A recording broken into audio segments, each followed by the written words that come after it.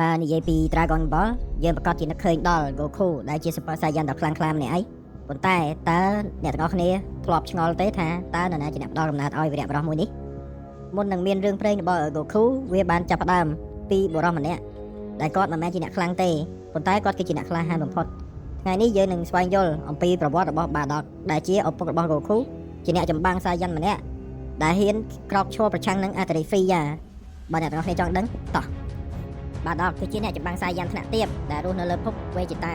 ដូចជានឹងជនជាតិ Saiyan ដទៃទៀតនៅពេលនោះពួកគេសុទ្ធតែធ្វើការឲ្យ Freya ដោយដើរវាយដណ្ដើមភពផ្សេងៗដើម្បីយកមកកាន់កាប់ពីដំបូងឡើយ Bardock មានអត្តចរិតឃោរឃៅនិងចូលចិត្តធ្វើការប្រយុទ្ធដូចពួក Saiyan ដទៃទៀតប៉ុន្តែចំណុចដែលធ្វើឲ្យគាត់ខុសប្លែកពីគេគឺគាត់មានសេចក្តីស្រឡាញ់និងការយកចិត្តទុកដាក់ចំពោះមិត្តរួមក្រុមគាត់ទាំងអស់និងប្រពន្ធរបស់គាត់គឺ Hine ព្រមទាំងកូនរបស់គាត់គឺ Goku ដែលគេហៅថា Kakarotដោយរយៈពេលកន្លងមកជីវិតគាត់បានផ្លាស់ប្ដូរទាំងស្រុងបន្ទាប់ពីគាត់ទទួលបានសមត្ថភាពពិសេសមួយគឺការមើលឃើញពីអនាគតតាមរយៈការដាក់បណ្ដាសារបស់សត្រូវដែលគាត់បានសម្លាប់កន្លងមកBardockចាប់ផ្ដើមឃើញរូបភាពគួរឲ្យរន្ធត់មួយគឺគាត់បានមើលឃើញថា Freya ដែលពួកគេកំពុងបម្រើការឲ្យនៅស្មោះត្រង់នឹងក្បត់គាត់ហើយបំផ្លាញភព Vegeta ព្រមទាំងពូជសាសន៍ Saiyan ទាំងអស់ចោលក្នុងពេលជាមួយគ្នាគាត់បានមើលឃើញអនាគតកូនប្រុសរបស់គាត់ដែលទើបនឹងកើតគឺឈ្មោះ Kakarot ដែលជា Goku នឹងត្រូវបានបញ្ជូនទៅកាន់ភពផែនដីដើម្បីគេចពីការបំផ្លាញនេះផងដែរបន្ទាប់ពីដឹងការពិតហើយក្រុមរបស់គាត់ត្រូវបានសម្លាប់ដោយដៃជើងរបស់ Freya អស់ Bardock បានព្យាយាមទៅដាស់តឿនក្រុម Saiyan ដទៃទៀតតែគ្មាននរណាជឿគាត់ឡើយ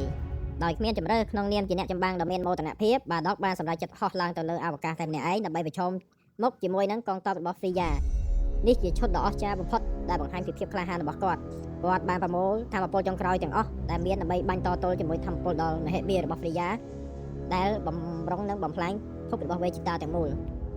ជាចុងក្រោយទោះបីជាគាត់ដឹងថាมันអាចបញ្ឈប់ Freya បានហើយគាត់ត្រូវស្លាប់ក៏ដោយប៉ុន្តែនៅវិនាទីចុងក្រោយ Bardock បានញញឹមហេតុអ្វីព្រោះការមើលឃើញពីអនាគតរបស់គាត់បានបង្ហាញថាកូនប្រុសរបស់គាត់ Goku នឹងរស់នៅមានជីវិតហើយថ្ងៃណាមួយ Goku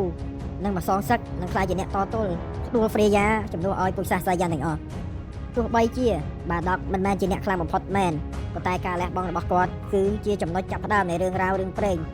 ដែល Son Goku ដែលជាកូនរបស់គាត់នឹងបន្តខ្លាចជាវីរៈបុរសបន្តទៀតតើអ្នកទាំងអស់គ្នាយល់យ៉ាងណាដែរចំពោះតួអង្គឪពុក Goku Bardock អ្នកនេះសម្រាប់ខ្ញុំគាត់គ្រាន់តែជាទាហាន Saiyan ថ្នាក់ទាបតែប៉ុណ្ណោះប៉ុន្តែគាត់បានលះបង់ជីវិតរបស់គាត់ក្នុងការជួយមិត្តរួមក្រុមនិងគ្រួសាររបស់គាត់ទាំងអស់នេះសបញ្ជាក់ថាគាត់គឺជាវីរៈបុរសពិតប្រាកដបាទហ្នឹងហើយអ្នកទាំងអស់គ្នាសូមអរគុណកុំភ្លេច comment មតិរបស់អ្នកទាំងអស់គ្នានៅខាងក្រោមនៃវីដេអូរបស់ខ្ញុំផងបើសិនជាចូលចិត្តវីដេអូមួយនេះសូមជួយចុច like និង subscribe បើសិនជា fan នៅ TikTok សូមជួយចុច follow ឲ្យខ្ញុំម្នាក់មួយផងដើម្បីទទួលបានវីដេអូពីប្រវត្តិ Dragon Ball ថ្មីៗបន្តទៀតជួបគ្នានៅវីដេអូក្រោយបន្តទៀតសូមអរគុណអ្នកទាំងអស់គ្នាបាយបាយ